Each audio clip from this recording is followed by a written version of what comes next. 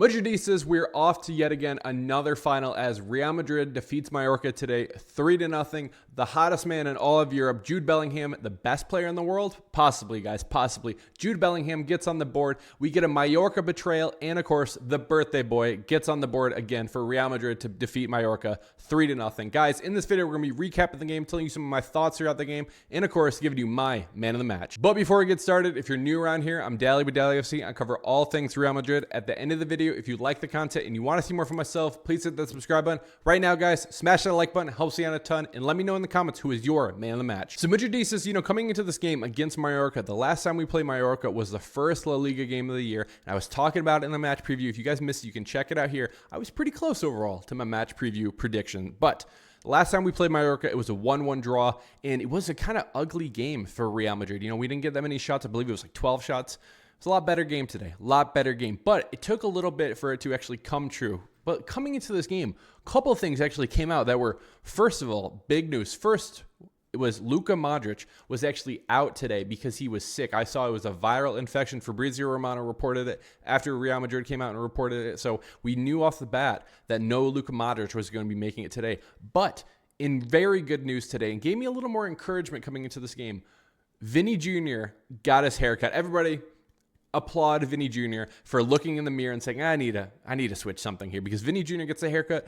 It wasn't the result I thought we might be seeing, but it wasn't a bad result, and it's a better haircut as well. But all jokes aside, guys, what was the starting lineup going to be looking like today? I made you my match preview, but Carlo Ancelotti, he disagreed with me slightly. As you guys can see on the screen now, this is the starting 11 that Carlo Ancelotti rolled out there against Mallorca today, with Kylian Mbappe up top, VMR, Vinny, Jude Bellingham, and Rodrigo as well. And then Camavinga and Fede Valverde. That is the midfield I want to be seeing moving forward. Jude Bellingham, Camavinga, and Fede Valverde. That is the perfect midfield in my opinion. But the only sub and the only difference between my lineup and this one was Ferland Mendy gets to start at left back, Rudiger, Tchouaméni, Lucas Vazquez, and of course, Thibaut Courtois in goal for Real Madrid. Now, I'm feeling good. I'm feeling good with this lineup. I like a lot of things in this game. A couple of notes in this first half, though. We are moving the ball a lot better in this game, right? Off the rip in this game. Kylian Mbappe is moving well. I thought Vinny was doing pretty good overall. Rodrigo was doing good. My only issue, though, in this game is I really do not like that Maffeo player for Mallorca. Let me just talk about this. Pablo Maffeo, if you're watching this, mate, not a fan. I'm not a fan. I don't think Vinny is a fan of you. I don't think Jude Bellingham is a fan of you either, because you almost caused a ruckus at the end of this game. Luckily, it looks like nobody got a yellow card. If anything changes, hopefully not, I will let you guys know. But I'm not a fan of Maffeo, because Maffeo actually, he's constantly, his biggest claim to fame is he thinks he can get in the head of Vinny Jr., which, I'll be honest, I think a lot of players can. And I don't like saying that, but kind of a lot of players can. But Vinny Jr. taps Maffeo. I mean, like, when I say tap, like, he tapped him. He tapped him. And Maffeo goes down like he just got sniped, honestly. Pathetic. Should have been a yellow card on him, but it is what it is. Couple observations, though, in this first half.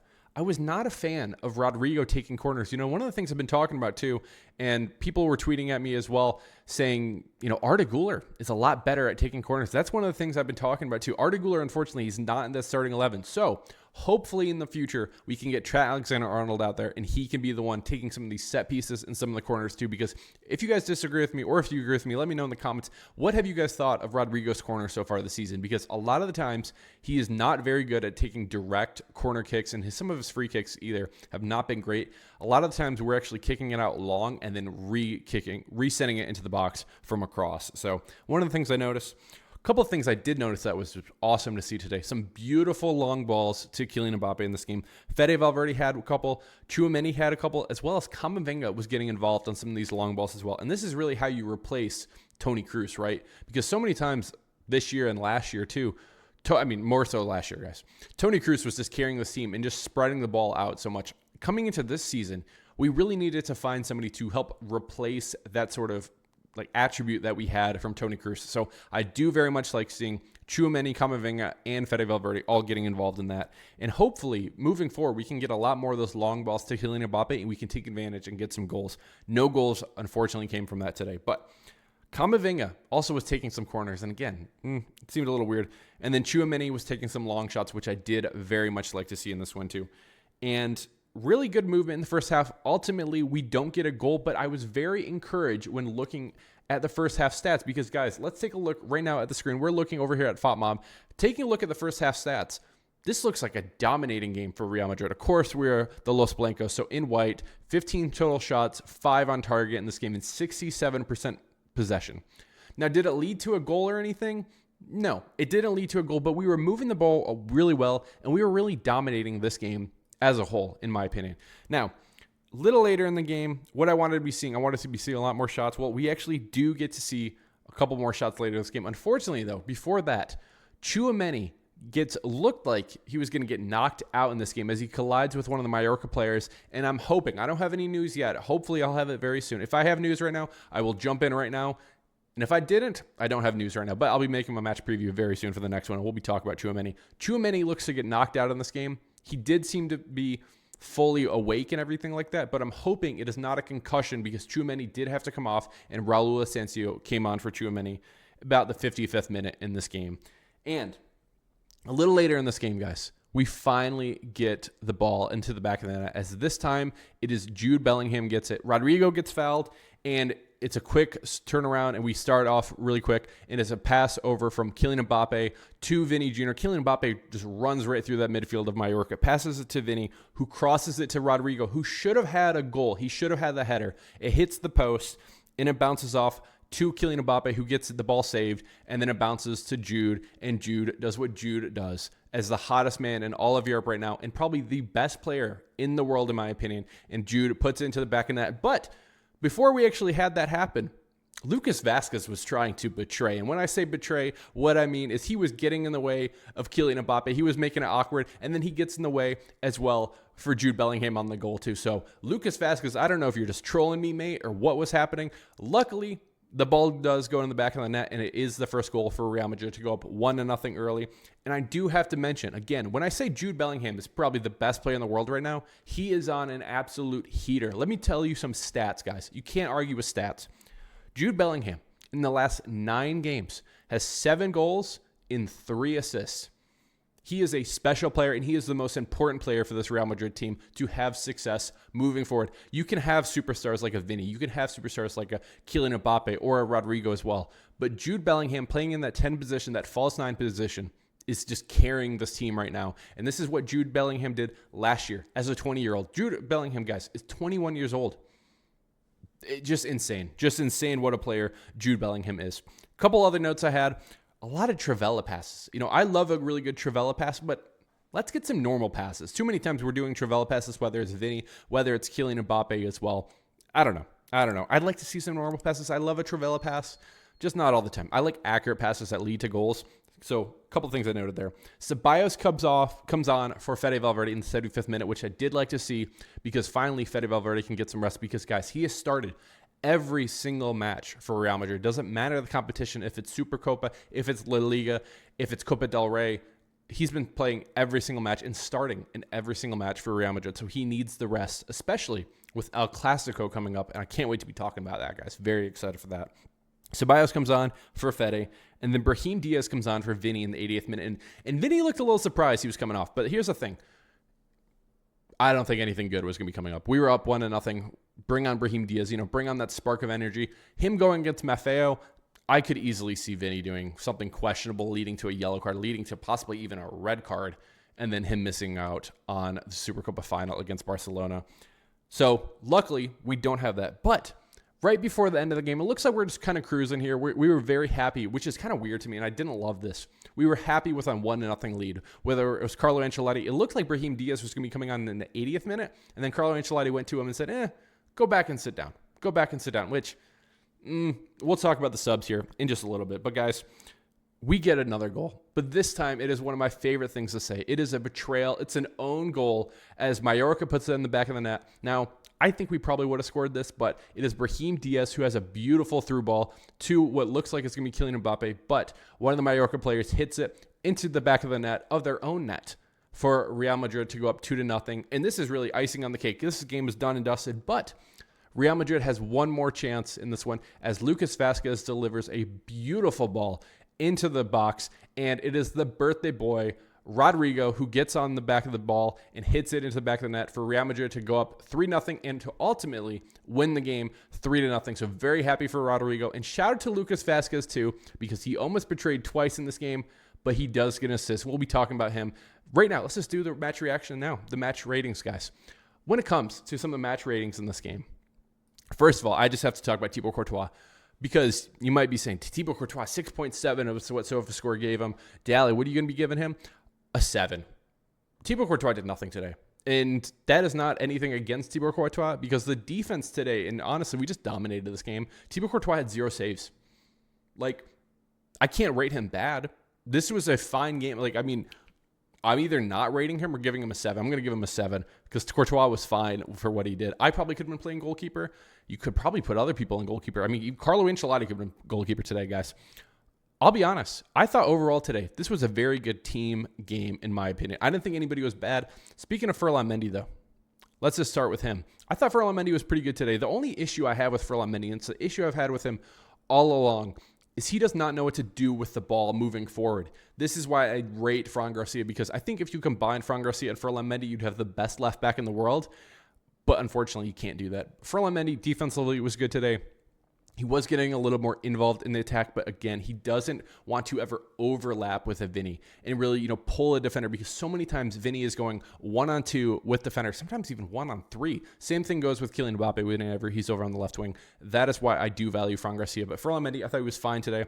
7.4 for me for Ferland Mendy today. Rudiger, I thought Rudiger was fine today too. I'd probably go 7.2. Didn't think Rudiger had that many opportunities to get any clearances today. I thought he was fine overall. Tchouaméni, before getting hurt in this game, I thought Tchouaméni was actually doing very good. He had multiple clearances, 5 clearances in this one, and I do think he's finally actually becoming that center back that I've been talking about multiple times that he will eventually become for Real Madrid. I thought he was good today. Hopefully he is healthy, and hopefully we can be seeing him in El Clasico this coming Sunday. But guys, I will go a 7-8 for Tchouaméni in this game. I thought he was pretty good. Lucas Vazquez, you and I have a love-hate relationship, mate, because I want you to be so good. I want you to help this team so much. I want you to be out there in supporting. You are the captain of this team when Luka Modric is not out there. I only want good things for you. But so many times you betray me. And I talked about it in the match preview. I said, Lucas Vazquez, the key for you for this game is to not suck. And you must have watched the video, mate, because you did not suck today. Very good game for Lucas Vazquez today. He didn't get lost on defense. There was a couple times he made me a little nervy. He could have scored a banger in the second minute, but he ultimately gets across a beautiful cross as well into the box for Rodrigo to get the goal as well. So I will go an 8.5 today for Lucas Vazquez. Very good game for Lucas Vazquez. And the thing is, too, one of the things I do like to look at is the player average position, too. And as you guys can see, look how far up Lucas Vazquez is.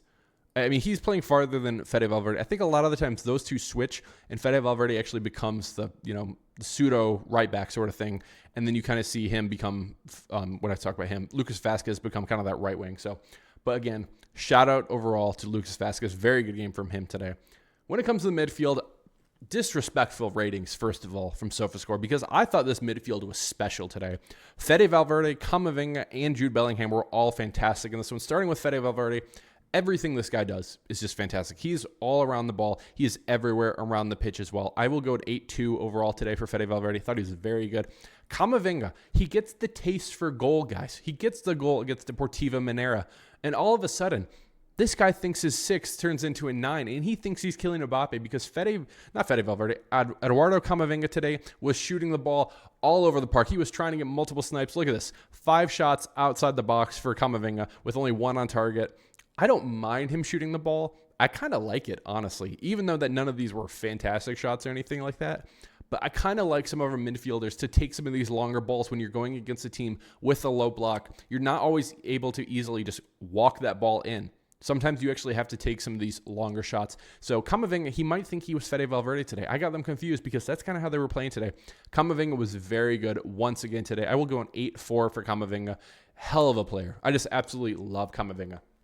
Now, when it comes to the forwards, Vinny in this game, I'll be honest, I didn't think he was that good. I didn't think he was bad. He had some moments in this game, some very good passes. The ball from Kylian Mbappe to Vinny, it's a beautiful cross back into the box. It should have been a goal. It honestly should have been a goal the first time around. It could have been an assist for Vinny in this one when he passes the ball to Rodrigo, but again, it hits the post in this one.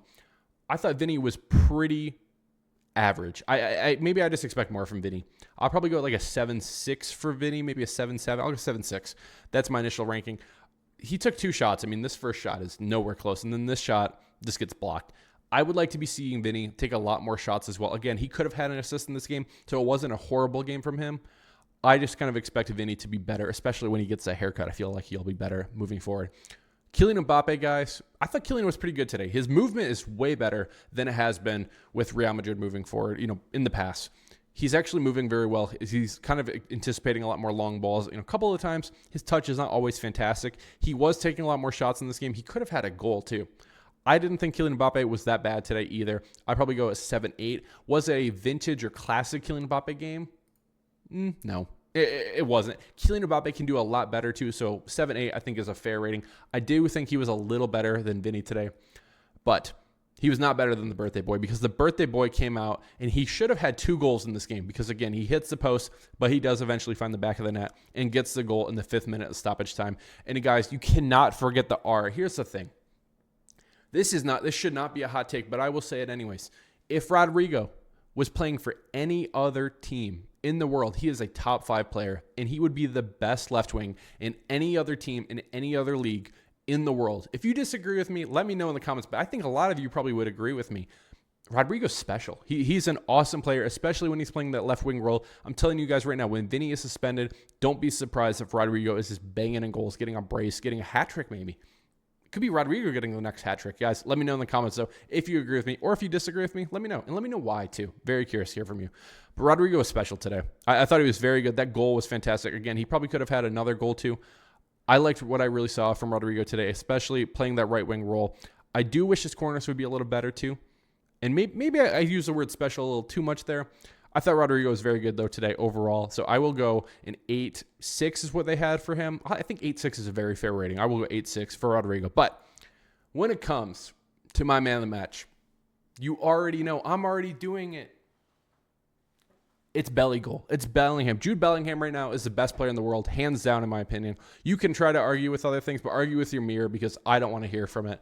Jude Bellingham does everything for Real Madrid. He is the most valuable player in the world, in my opinion, most valuable player in the world for Real Madrid as well. And everything this guy does is just fantastic. He is playing left wing. He is playing center back. He is playing CDM. He is playing that false 9, that striker role. He's playing that 10. He's playing everywhere around the park. And he is doing so much to try to create opportunities for us. And it doesn't always show up in the stat sheet. But if you watch Jude Bellingham, you can appreciate how just blessed we are as Madridistas watching this guy week in and out, game after game. This is a special, special player, and I very much value having him on his team. And Jude Bellingham, again, guys, he gets the goal, the first goal in this game, too. He probably could have had another goal as well, but Jude Bellingham was fantastic. I will go a 9.2 for Jude Bellingham today, and he is my man of the match. So, guys, let me know in the comments who is your man of the match. If you made it to the end of the video, if you're not subscribed, hit that subscribe button. We will be making my match preview for El Clasico tomorrow, so stay tuned in your subscription box for that very soon. Can't wait to be talking about that, guys. And I really believe we will be coming back with vengeance for this game too. This is an opportunity for Real Madrid to win the first, the first trophy of 2025, and what I think is the year of trophies for Real Madrid as well. So guys, again, hit that like button, subscribe if you're new around here, and I will see you in my match preview for El Clasico for this coming Sunday for the Supercopa final. Guys, from Dallyfc, cheers, Real Madrid.